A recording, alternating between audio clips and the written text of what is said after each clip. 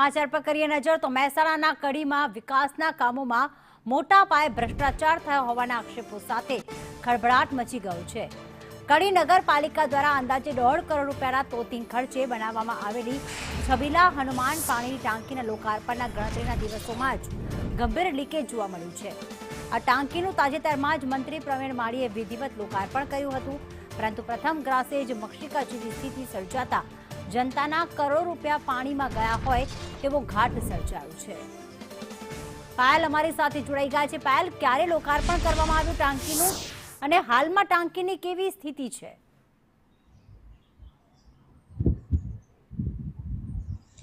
ચોક્કસ રીતે કડીમાં મંત્રી દ્વારા લોકાર્પણ કરવામાં આવ્યું પાણીની ટાંકીનું અને જોવા જેવી થઈ તેવા દ્રશ્યો અત્યારે હાલમાં આપણને સ્પષ્ટ જોવા મળી રહ્યા છે, કારણ કે થોડાક જ દિવસ અગાઉ મંત્રીના હસ્તે પાણીની ટાંકીનું લોકાર્પણ કરવામાં આવ્યું હતું। આ લોકાર્પણ જે આ ટાંકીના દ્રશ્યો જે છે આપણે બતાવી દઈએ કે પાણીના જે રીતસર લીકેજ થાય છે તે આપણને જોવા મળી રહ્યું છે। અહીંયા થોડાક દિવસ પહેલા જ સરકારના મંત્રીએ આનું લોકાર્પણ કર્યું છે। વહીવટી તંત્રના અધિકારી અત્યારે હાલમાં લીલોપાથી કરી રહ્યા છે।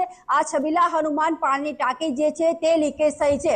જવાબદાર અધિકારીઓ જે છે તે હવે ચટકી રહ્યા છે અને ટાંકીમાંથી પાણી લીકેજ થવાનું હોવાની જે કેમિકલ ટ્રીટમેન્ટ આવે છે તે પણ તેઓ કરી ચૂક્યા છે। તેમ છતાં પણ પાણી હજુ પણ જે કહી શકાય કે જે લીકેજ થવાનું છે તે રોકાઈ નથી શક્યું।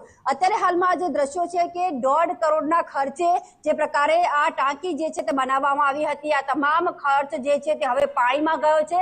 મંત્રીએ લોકાર્પણ કર્યું ત્યાર બાદ પણ અને તેના પહેલા પણ આ પાણીનું ટેસ્ટિંગ કરવામાં નથી આવી, ટાંકીનું ટેસ્ટિંગ કરવામાં નથી આવ્યું। જે પ્રકારે અહીંયા આ ટાંકી જે છે તેને બાંધી દેવામાં આવી છે। ખાસ વાત એ છે કે 1.5 કરોડનો ખર્ચ જે છે તે પાણીમાં ગયો હોય તેવું જોવા મળી રહ્યું છે। જૂની ટાંકી જે છે તે જૂની થઈ ગઈ હતી ને પડી જાય તેવી કન્ડિશનમાં હતી ને તેને લઈને નવી ટાંકી બનાવવામાં આવી હતી, પરંતુ નવી ટાંકીના તો જે લોકાર્પણ થયું અને ત્યારબાદ જ્યારે પાણી ભરવામાં આવ્યું ત્યારથી જ તે લીકેજ થવા લાગ્યું છે। અગાઉ ઘણી કિસ્સાઓ આપણે જોઈ ચૂક્યા છે કે પાણીની ટાંકીઓ જે છે પડી ગઈ છે, અનેક લોકો પોતાના જીવ જે છે તે જોખમમાં મૂકતા હોય છે। તેવા પ્રકારના દ્રશ્યો પણ આપણે જોયા છે। જ્યાં સુધી કોઈ ઘટના ના બને ત્યાં સુધી તંત્ર જે છે જાગતું નથી।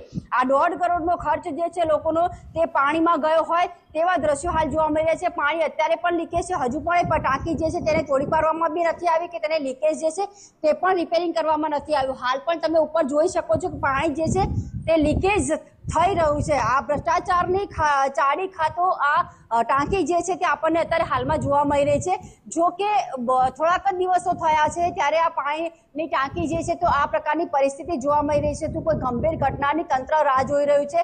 તંત્ર એવા લૂલા બચાવ કરી રહી છે કે અમે કેમિકલથી ટ્રીટમેન્ટ કરીશું, પરંતુ પાણીની ટાંકી તો નવી નહીં જ બને ને, કારણ કે આ પાણીની ટાંકી જે પાણી જે છે તે પોતાનો રસ્તો હંમેશા કરી જ લેતું હોય છે। તેમ છતાં જો આ પાણી ભરવામાં આવશે ને કોઈ ઘટના બનશે તો જવાબદાર કોણ? અત્યારે હાલના આ જે દ્રશ્યો જે છે આપણે જોયા, પરંતુ પ્રવીણ માળી જે છે તેમના હસ્તે આનું લોકાર્પણ કરવામાં આવ્યું ત્યારે પણ આનું કોઈ ટેસ્ટિંગ કરવામાં નથી આવ્યું ને હજુ પણ તંત્ર જાગૃત નથી થયું અને પાણીની ટાંકી જે છે તે લોકોને હજુ પણ તેનું પાણી જે છે તે પીવા નથી મળી રહ્યું। અને અત્યારે હાલના જે દ્રશ્યો આપણે જોયા અને હાલ પણ પાણીની ટાંકી જે છે તે લીકેજ જ જોવા મળી રહી છે, તો આ તંત્ર ક્યારે આનું રિપેરિંગ કરશે તેવા લોકો પણ અત્યારે હાલમાં જવાબ માંગી રહ્યા છે। બિલકુલ, આભાર પાયલ તમામ વિગતો માટે।